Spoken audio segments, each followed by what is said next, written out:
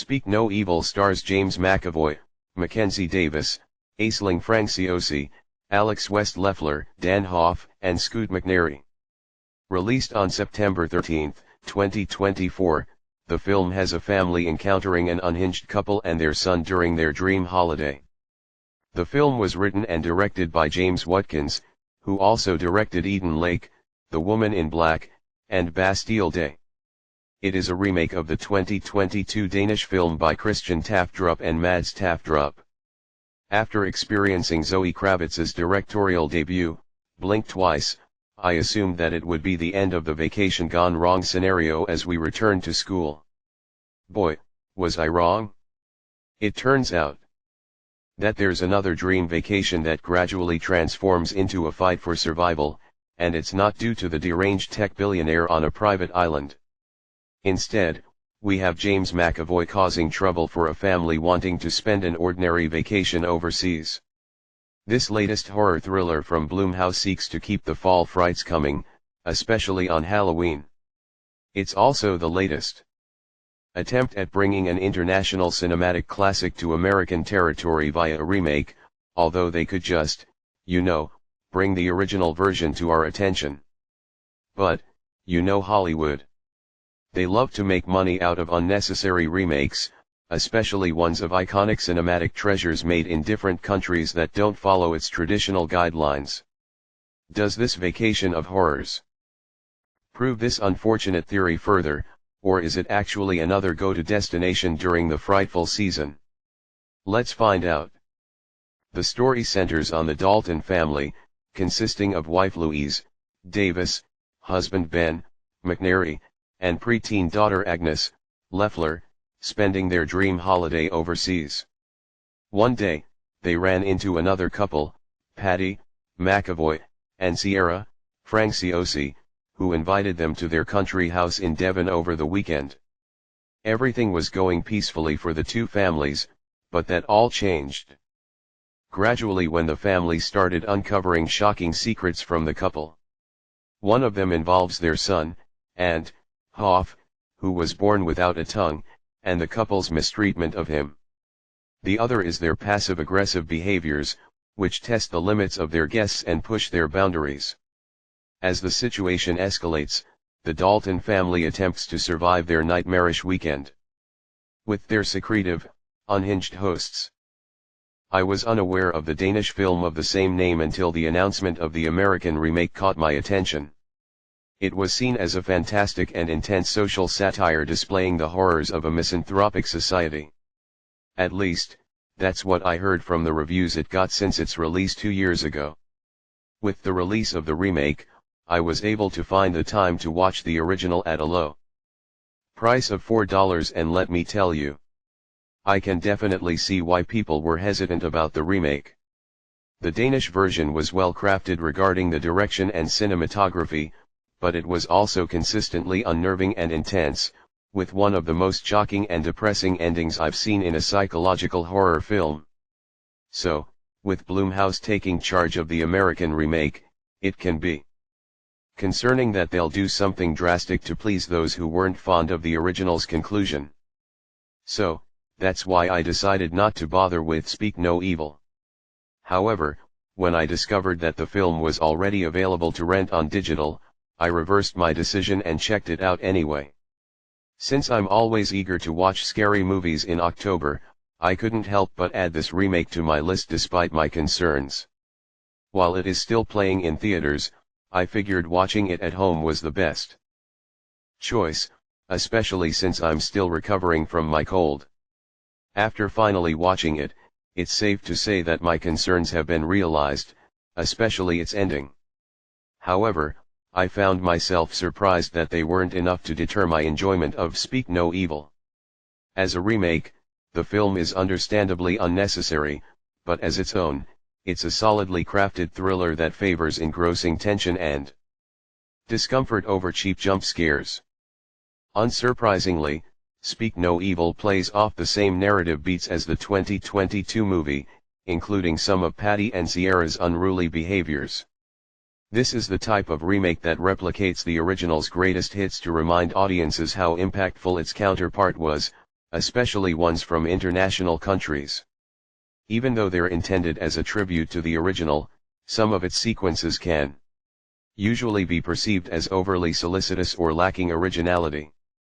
Speak No Evil is one of those cases, but its direction made it tolerable for me. James Watkins was offered the daunting task of respecting the source material, not just in its storytelling but also the elements within its plot, most notably the suspense and themes. Speak No Evil was known for its cautionary tale of politeness and honesty not always being the best solution. While it's always polite to be well-mannered towards people despite their differences, that can only take it so far when those individuals aren't who they seem to be. For the most part, James Watkins has done surprisingly well in respecting the 2022 film regarding its cautionary narrative. Even the suspenseful build-up the original is known for was diverting enough to bypass its familiarity. I would also like to point out that this was a sublimely shot film that portrays its action and wide-angle shots beautifully due to Tim Maurice Jones's cinematography. I hadn't watched much of Watkins' other works before watching this film, but this one may have convinced me to think otherwise. Sure, it plays off the same way as the 2022 version regarding his screenplay. Still, James Watkins had a suitable way of respecting it through his approach to unnerving tension, frights, and narrative changes to avoid being a straight-up copy and paste of the original film. That is until it got to the third act. In the original version, a family's politeness toward an unhinged couple led them to their doom, resulting in a depressing and terrifying conclusion that emphasizes its social commentary. However, in the remake, Watkins drastically changed its ending into a more traditional one, which was one of my biggest concerns going into the film. It betrayed the distressing tone of the original in favor of catering to American audiences who couldn't handle bold and creative ideas. Heck, even the original film's director and writer, Christian Tafdrup, hated its new ending. Understandably, the remake's ending doesn't exactly do the film justice, but to my surprise, I didn't hate it as much as Tafdrup. Was it tame and conventional compared to the original? Yes, but it provided the usual tension and discomfort from the second act to deliver a pretty entertaining finale. This was one of the moments in a remake that could have derailed its chances of coexisting with its original counterpart. However, its decent execution of the thrills and suspense helped keep it from spiraling into madness. The film's cast also elevated its plot's familiarity through their gripping performances. James McAvoy has provided a solid filmography in his career, not just for playing charismatic heroes but also for displaying his wicked and unhinged side.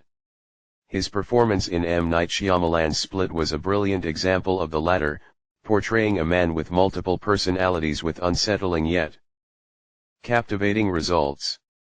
Speak No Evil had McAvoy delivering his deranged side once more as Paddy, a father who isn't as friendly as he seems to be, and the result was unsurprisingly successful.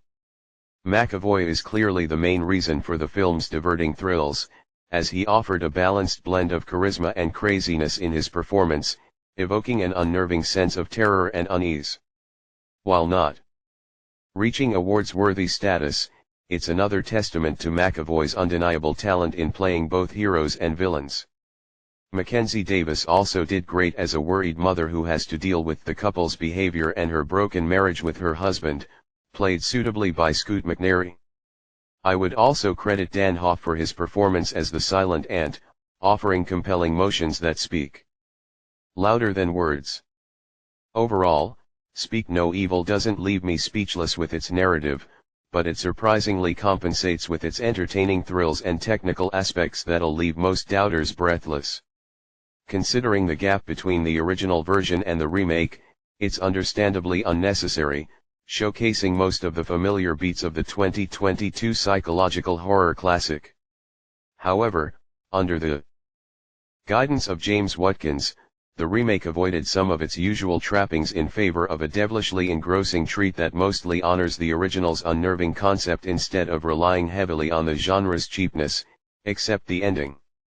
For those who haven't seen the original version, this film had enough merits in its cast, cinematography, and direction to deliver a suitable introduction to its dispiriting topic. However, I would still recommend the 2022 version of Speak No Evil since it is obviously superior, but only if you can stomach its third act. If not, then I don't mind you checking out the tame yet surprisingly compelling remake. It giving this film an 7 out of 10. Let us know if the comments below, like, dislikes, subscribe, hit button notification. What's your opinion on this film? Or thanks for watching, see you later. Bye.